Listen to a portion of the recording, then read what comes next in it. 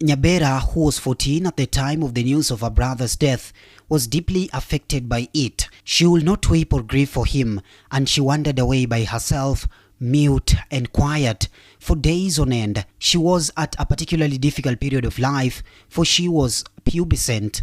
So silent did she become in her sorrow that her mother had to snap out of her personal grief to pay some attention to the living. She herself had lived long enough to accept that there was nothing permanent in this world, that even the strongest was so fragile as to be blown by the nearest puff of the wind. Her therapy was simple, for there is no greater psychologist than the one who graduates from the hard school of life. She simply talked about her son loudly and within earshot of her daughter. She narrated his birth, the inexpressible joy of being a mother, what a demanding baby he had been, how clever he was, how delighted he had been when his sister was born, how he had carried her out to play as soon as she could sit, how he had taught her to walk with many tumbles, falls and tears, how fun-loving he had been. Remember the day he came home with the beetle with its leg tied with a string? The poor thing buzzed madly, trying to escape, and you laughed so much that you got hiccups. A strange strangled sound, a cross between a moan and a gurgling laugh, rose from the corner where the young girl had been sitting mutely for the last hour. Then the releasing tears came at last, and she wept with heaving pain for her lost brother, cut off mid-step in the full flower of his youth. What manner of people were those Jorochere to take such a young man, hardly more than a boy, to go and fight in a war he knew nothing about? He had probably thought it would be a great adventure and a chance to see the world he so longed to see. Dead and gone, never to be seen again, or engaged in an argument or verbal wit, laughed with, or just taken for granted knowing that he was around.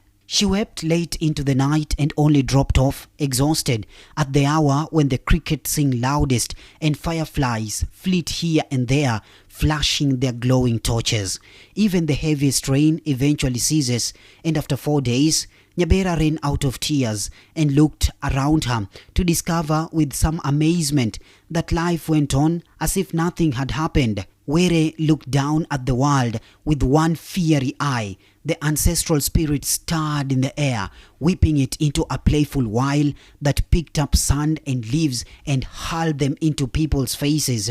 They were colorful beetles, light as feather, but so awkward in their flight as if drunk on Congo. She noticed these things and wondered, how could such commonplace things continue to happen when the chief's heir lay dead and unfulfilled in some strange land?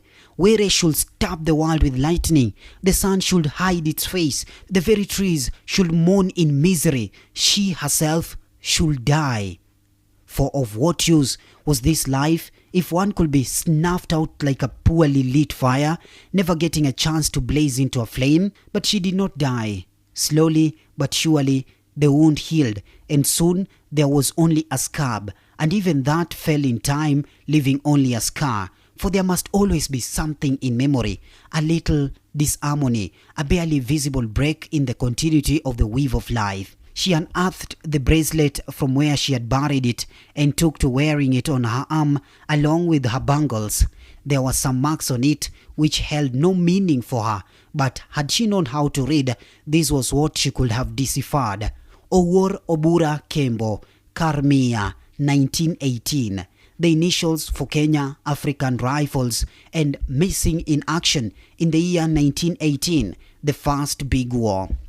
The family had been touched by tragedy, and tragedy can sometimes be a habitual drunk who keeps coming back for more.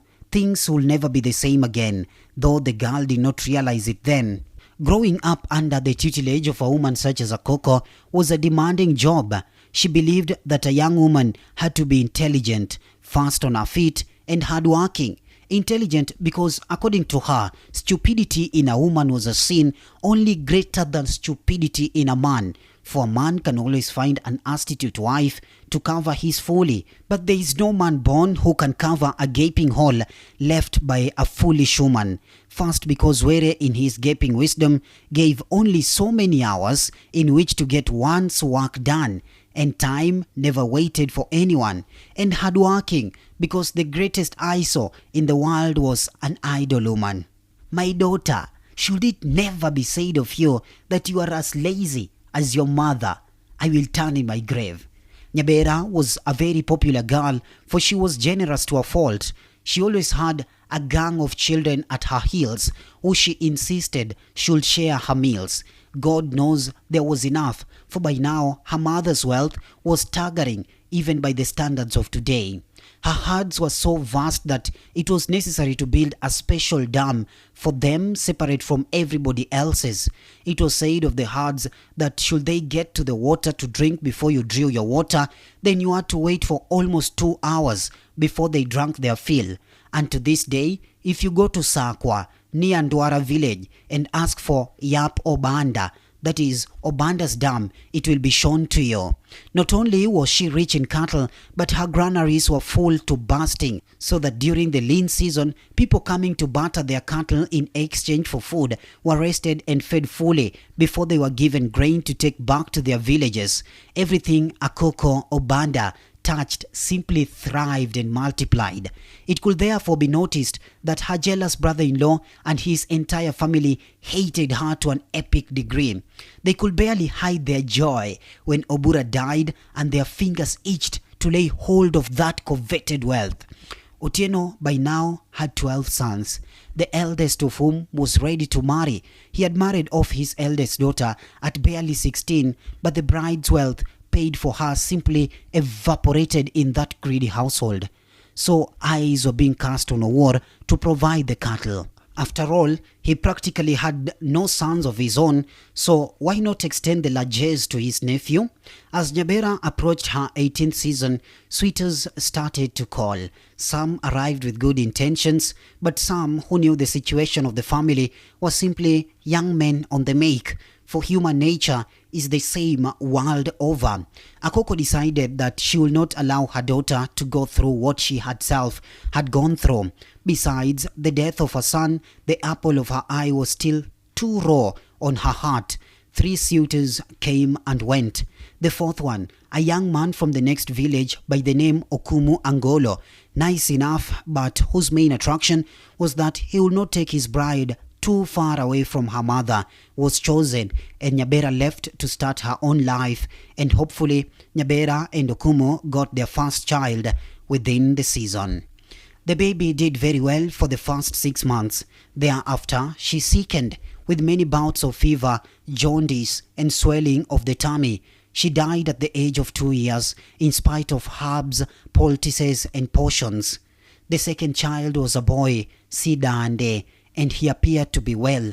The third child was also a boy who, though sickly, was still hanging on to life and appeared to be getting stronger with time. Okumo was a good man, rather overwhelmed by his wife, for he had never expected his suite to be accepted, as he was not rich and he could barely raise the bride price with a great deal of struggle. He would have had nothing thereafter, but his bride came with a sizable herd of cattle, sheep and goats as her dowry. She was very pleasant about it and never rubbed in the fact that he was poor. He suspected correctly that his main attraction lay in the proximity to the bride's home. He did not mind as long as she did not neglect her duty to go off to her old home, and this she never did, for she was very industrious. Besides, every time she needed to go, she would ask him in the nicest possible way. Not of course that he could have said no. He was a lucky man